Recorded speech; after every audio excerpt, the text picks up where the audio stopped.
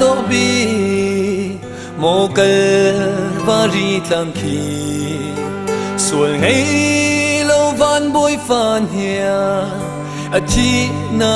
mun khi lei le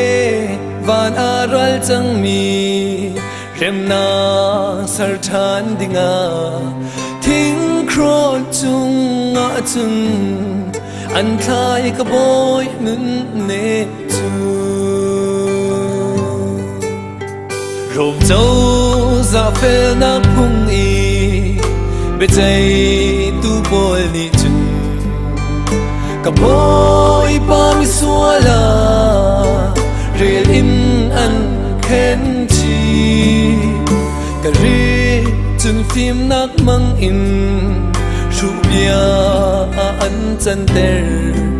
nol bia zul zuda cha cha ser na si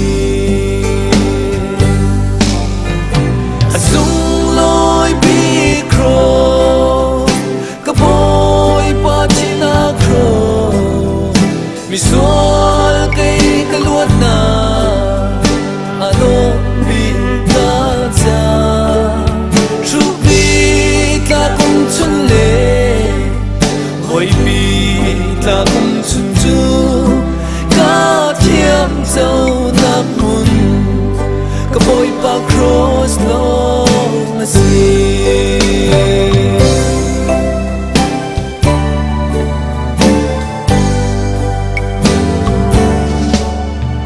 ka boy pa china kro thi thei thiam lo tu bol chun ru bia le mol pho na tin nào tất man ha se ka cha a sung loi bi ka boy pa tuar na khi dây dang ruang si lo mi sual kai ruang a si a sung loi bi kro ka boy pa china kro mi sual kai ka luat na ado bi ta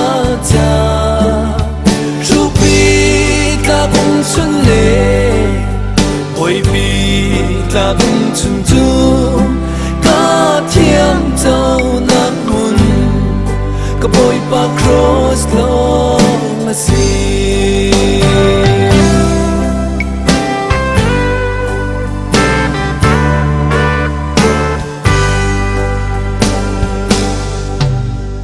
ka cha a chun ka boy pa thina kro chim lo chun boy pi le ao pi ding dang dây man ka ngay lo ka mi nun hun chu thi in nun thar a ka pe tu ka boy pa cross lo mi sual a ka choi sang tu a sung loi bi kro ka boy pa china kro mi sual kai ka luat na ado bi ta cha ru bi ta kum chun le hoi bi ta kum chun chu ka thiam châu nắp mun ka boy pa cross long a sea ru bi ta kum chun le hoi bi ta kum chun chu ka thiam châu nắp mun ka boy pa cross